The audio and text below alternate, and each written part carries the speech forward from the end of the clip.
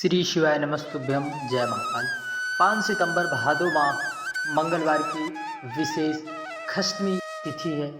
ऐसे में आपको आसन लगाकर अर्थात आसन लगाकर चौमुखी दीपक जला देना है। जैसे आप अपने हाथ में इस तरह से जौ के दाने, कोई सा भी चावल के दाने, अन्न लगाकर आपको एक दीपक लगा देना है। आपको धनपति अर्थात धनवान बनने से कोई नहीं रोक पाएगा, क्योंकि खष्टमी तिथि का ऐसा विशेष महत्व है कि निश्चित इस भादो महीने में भगवान श्री कृष्ण की कृपा के साथ साथ भगवान शेर भंडारी की कृपा आप पर सदा सदा के लिए विराजमान रहेगी।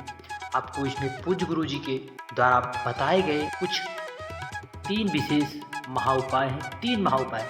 आपको पहला उपाय धन संपदा के लिए, दूसरा उपाय आपको यदि धन आपके पास है परंतु टिक नहीं रहा, तीसरा आपकी जो भी विश या मनोकामना होगी, जो है आपके घर में नकारात्मक ऊर्जा है, उसके लिए इन सब उपायों की चर्चा इस वीडियो के अंत तक बने रहे, ताकि आप उपाय को आसानी व साधारण व सरल भाषा में समझकर कर लें और आप अपने जीवन में देवादिदेव महादेव की कृपा, भगवान श्री हरि की कृपा जरूर प्राप्त करें।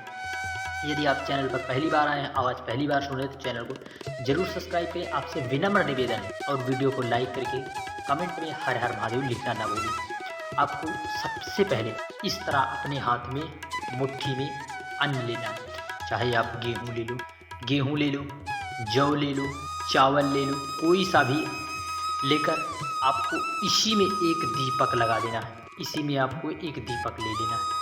दीपक लेने के बाद आपको ऐसे लेकर आपको अपने पूरे घर में आपको ऐसे दीपक लेकर पूरे घर में आपको क्लॉकवाइज घड़ी की दिशा में आपको घूम लेना है। पूरे घर में, वॉशरूम और शौचालय को पूरे घर में घूम लें। दीपक को आपको लगाना नहीं है।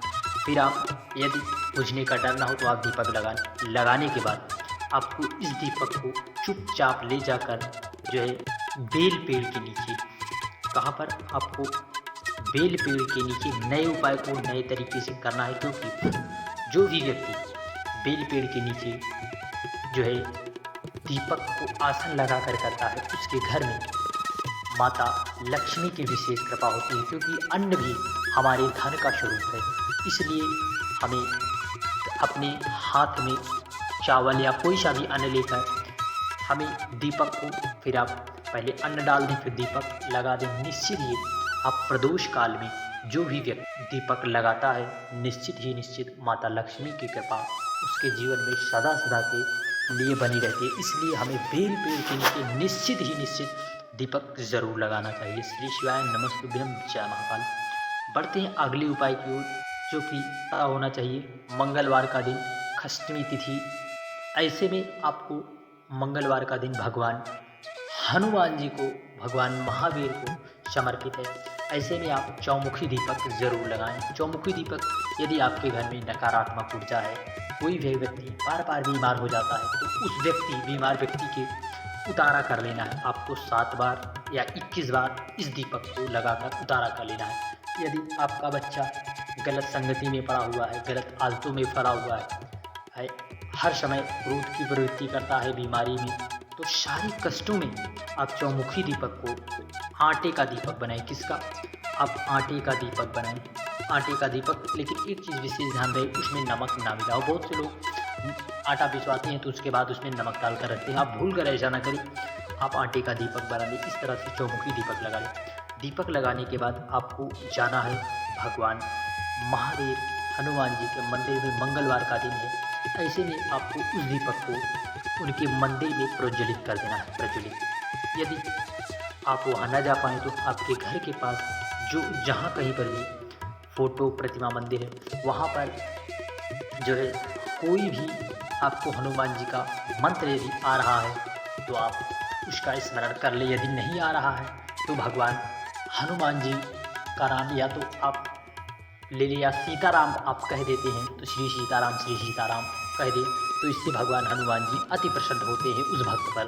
फिर आपको एक पाठ हनुमान चालीसा का कम से कम एक पाठ कर लेना है। निश्चित भगवान हनुमान जी को आप पता होगा, जिन देवों के आगे महा लगा रहता है उन देवों की कृपा करुणा कैसी होती है आपको पता हो। ऐसे ही हमारे देवाधिदेव महादेव हैं और ऐसे ही हमारे भगवान प्रिय हनुमान जी, जिन्हें महावीर कहा जाता है, क्योंकि महावीर हमारी कृपा और करुणा हम पर ज़रूर करते हैं। इसलिए हमें इस दीपक को यदि लगा देता है कोई व्यक्ति, यदि आपका बच्चा गलत आदतों में पड़ गया है, नहीं बातें मान रहा है, सुधर रहा है, उस व्यक्ति को स्पर्श कराकर हनुमान जी का नाम या सीताराम का नाम लेकर चौमुखी दीपक को ले जाकर कहीं पर भी, जैसे ये आपका घर है, यहाँ से एक रास्ता होकर चौराहे पर, यही चौराहे पर बीचों बीच आपको चौमुखी दीपक लगा देना है। चौमुखी दीपक जो भी व्यक्ति चौराहे पर अपने बच्चे से करवा देता है, निश्चित उसका बच्चा गलत मार्ग अर्थात चौराहे पर इसलिए रखा जाता है कि भगवान हनुमान जी की कृपा से उसकी बुरी प्रवृत्तियाँ चार राहों में बंट जाएं। उस व्यक्ति को चौमुखी राहों की तरह भ्रमित ना करें, अर्थात उसकी गंदी आदतें जो है उसे ना उस पर आने पाएँ, ना उसके ऊपर गंदी आदतें प्रभावित उसे कर पाएँ। इसलिए चौमुखी दीपक आप विशेषकर यदि चौराहे पर रख देते हैं तो निश्चित आपका बच्चा निश्चित ही सुधरना तय है। और हनुमान जी की कृपा बीमारी के लिए आप उसको कर लें। इससे आपके घर में चौमुखी दीपक हनुमान जी के मंदिर में लगाने से आपके घर में नकारात्मक ऊर्जाएं तो बिल्कुल ही नहीं रहती। आप चौमुखी दीपक लगाते हैं तो नकारात्मक ऊर्जाओं से आपको जरूर लाभ मिलेगा। श्री शिवाय नमस्तुभ्यं, श्री सीताराम। अब बढ़ते हैं तीसरे जो है उपाय, विशेष उपाय की ओर।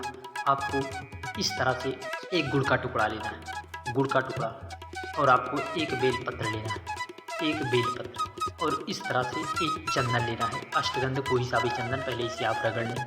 फिर आप एक कलश जल लेंगे, इसमें आपको लाल या पीला चंदन, अष्टगंध चंदन डाल देना है। चंदन डालने के बाद आपको एक गुड़ का टुकड़ा और साथ ही एक बेलपत्र लेकर हमें पहुंच जाना है देवाधिदेव महादेव कुबेर भंडारी के मंदिर। वहां पर हमें इस जल को बाबा कुबेर भंडारी पर समर्पित कर देना है। श्री शिवाय नमस्तुभ्यं, ओम नमः शिवाय करके फिर आपको इस जल को थोड़ा सा समर्पित करके थोड़ा सा प्राप्त कर लेना है, फिर थोड़ा सा बचा लेना है। फिर उसके बाद आप एक गुड़ के टुकड़े देवाधिदेव महादेव पर रखकर एक बेलपत्री रख दें। रखने के बाद आप बाबा से प्रार्थना करें कि हमारी यह मनोकामना है, ज़रूर से ज़रूर बाबा हम पर कृपा और करुणा कीजिए, हमारी यह मनोकामना पूर्ण कीजिए। फिर आप थोड़ा सा जो जल बचा हुआ है उस जल को आपको ले जाकर पहुंच जाना है किसी भी बेल पेड़ के नीचे। वहां पर जो जल है उसे समर्पित करके जो भी व्यक्ति लाल चंदन या पीले चंदन से जल बेल पेड़ के नीचे समर्पित कर रहा है, उसकी जो भी मनोकामना होती है शीघ्र अतिशीघ्र देवाधिदेव महादेव जरूर पूर्ण करते हैं। इसलिए आप इस उपाय को करने से ना चूकें, क्योंकि यह भादों का महीना है, भगवान गणेश जी और भगवान श्री हरि के अवतार श्री कृष्ण को समर्पित है। इसलिए आप भगवान श्री हरि की कृपा प्राप्त करें, देवाधिदेव महादेव की कृपा जरूर प्राप्त करें। यदि आप चैनल पर पहली बार, चैनल को जरूर सब्सक्राइब करें, कमेंट में हर हर महादेव लिखना ना भूलें, महादेव की हाजिरी जरूर लगाएं। जय मां।